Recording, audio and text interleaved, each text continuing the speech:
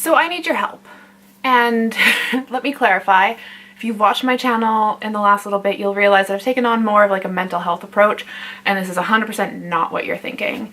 This is probably like the most, oh man, I look so rosy, but the most first world problem anyone could ever have. And I feel so ridiculous coming onto YouTube about this, but I know that other people who like makeup have probably been in the same boat at some point. My face is like beaming hot. I got a funny story I'll tell you afterwards too, which will make sense why my face is so red.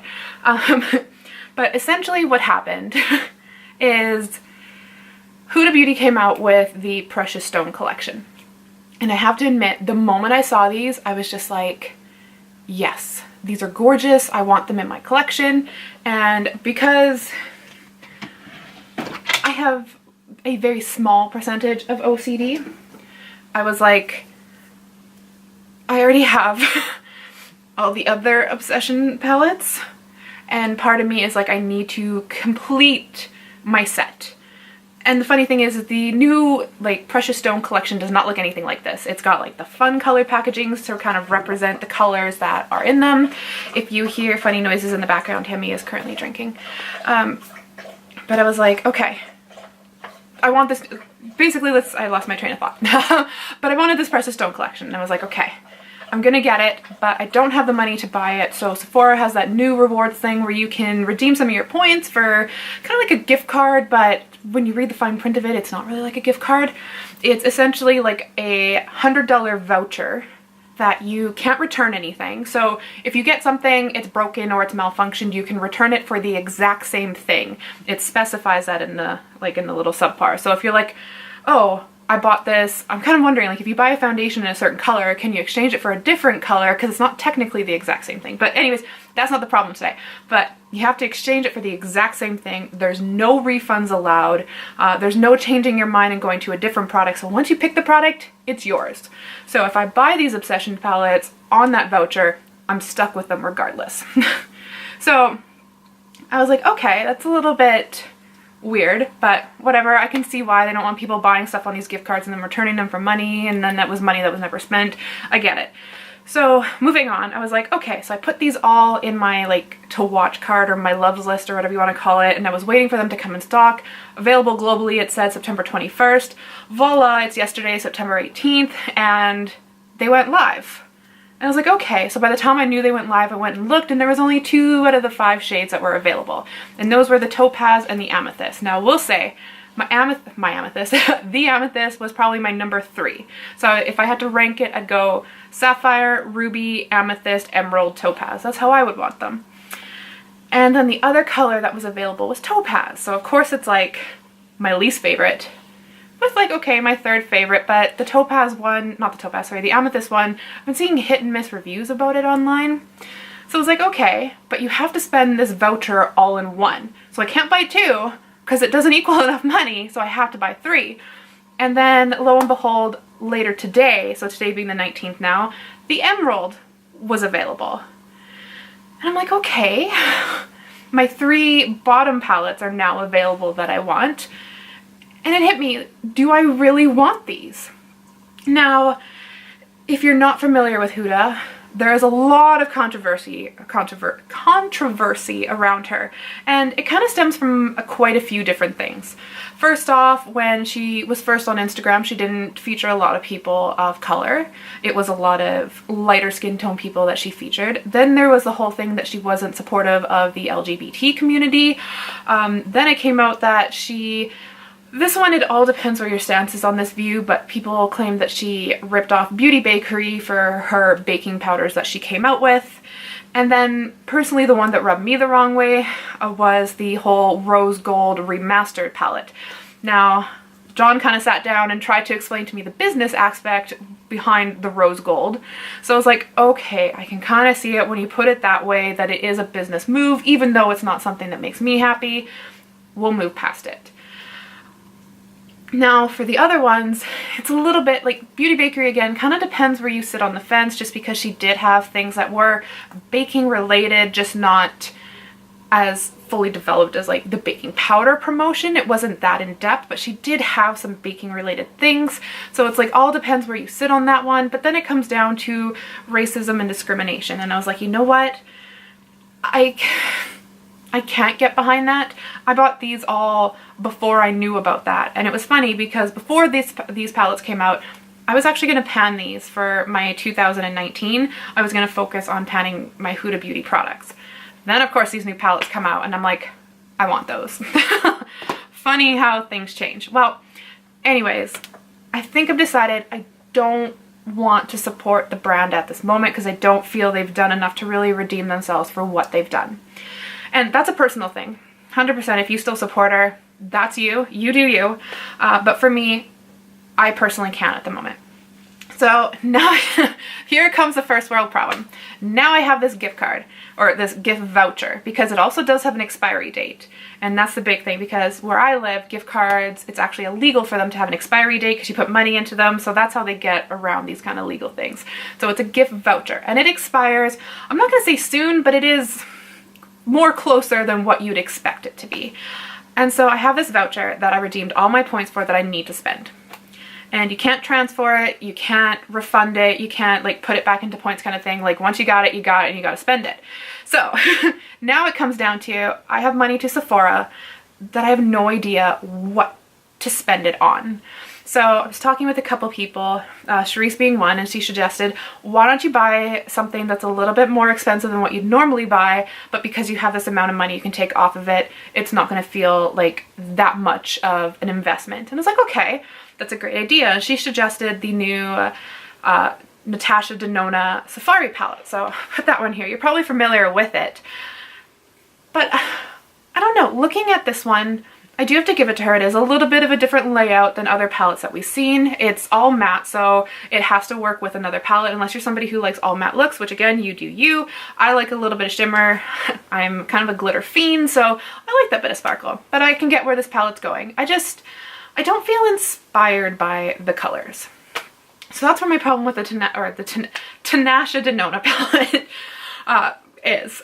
So then I was like, okay, how about Too Faced Gingerbread palette? Like the colors look beautiful. It kind of looks like Modern Renaissance. I passed my Modern Renaissance on to Charisse because IBH is a little bit harder to get where she's from. So I'm like, okay, so to me, this would kind of take the place of that one. And I'm a person who's very sensitive to scents. I will say I love gingerbread. My favorite thing, everybody's all like pumpkin spice lattes come the fall. And I'm literally sitting here like gingerbread lattes, like come on, holiday season, festive drinks. I'm all about the gingerbread. So, but the thing is, there's a difference between enjoying gingerbread and wearing gingerbread on your face all day. And I'm like, you know what? I'm especially someone being super sensitive to scents that, yeah, it may be okay to enjoy for like a 5-minute treat kind of thing, but do you really want to wear gingerbread on your face all day? So I'm like, okay, like I'm worried that it's not going to go well with me. And if I get it and I can't wear it, you can't return it. And so I'm like, okay, so that one's out. And then I'm like, what else is there? And so there's the new ABH palette. This, I want to say this is hit and miss, but no, this is more seems to be a miss, and I 100% why. I see 100% why it's a miss. And I feel bad because I read Norvina's inspiration behind this palette and I completely understand where she was coming from. She's like, I picture the MAC or the girls at MAC with their sultry eyes, and I kind of wanted this to be a palette that represented that place and time for her. And it's like, you know, I can kind of see it from this palette. The only problem is I can also see it with a mix of Modern Renaissance. I can see it with soft glam. I can kind of see it also in the Norvina palette, but just maybe more on like a purple base instead of a pink base. So no, I love the packaging, the sparkly packaging. Oh yes, but no. And now I'm stuck because like those are the big releases now. And those are kind of what people tend to get drawn to because like you've had your chance with the releases that come out and there like are some, no, actually I can't think of a palette offhand that I want. Now I feel like I'm rambling, but needless to say, I feel uninspired by a lot of the new stuff that has come out and I need to buy something because this gift voucher expires and I have no idea what to buy. So essentially, if you've gotten to this point of my rambly first world problem video, what do you suggest? Like, at first I was like, you know what, I'll just find somebody who's gonna buy something at Sephora, trade them for it, they can have it, even do like an 80-100 swap or whatever, but you can't transfer the damn thing. Once you got it, you got it. And apparently if you transfer it and they realize that a coupon code has been used with the wrong email address, you can have your account flagged. And oh my god, I already have enough tiffs with Sephora right now, especially since I left my job there, and I don't want more problems. So all of that aside, what would you do? This is essentially first world problem, picking a palette. What would you do? So I would like to know your comments down below. I guess what I'm looking for is something to feel inspired by. And I know that's 100% different for everybody, but I guess let me know down below if there's a new palette that you have your eye on that inspires you, and in what way does it inspire you? Because who knows, by maybe telling me your story of why maybe you love the new Sultry palette by ABH and you're like, this is why. And I'm like, okay, you know, I get that and I can run with that. So let me know your opinions down below, because I got no idea what to do. Yeah, there's my 11-minute video of my first world problem for today. Thanks, guys. I'll see you in the next one. Bye. Wait, scratch that. I told you I had a funny story to go with my very rosy complexion. Okay, so if you're still here, here's my story. So went to Marshall's, which for those of you who don't know what Marshall's is, it's very similar to Winners, to Marshall's, to HomeSense, to TJ Maxx. It's all the same company, but Marshall's kind of focuses more, no they don't. I was gonna say focuses more on beauty products, but they don't. It's really more just apparel and beauty, where HomeSense is more home decor, but they still have like their bath and beauty section. But anyways, I picked up a pair of those eyebrow razors to help shape your eyebrows. Basically, the same thing people use to scrape off their peach fuzz on their face. So I was like, okay, I wonder if I were to scrape off all my peach fuzz, would my foundation actually look different? Because the whole idea is if you apply your foundation from top down, it smooths your hair down and gives you a smooth base anyways. And I was like, I really want to know if it actually makes a difference. So I tried to de-peach fuzz my face, and I will say, if you're going to invest in any sort of these razors, please, please, please make sure that you're investing in good quality.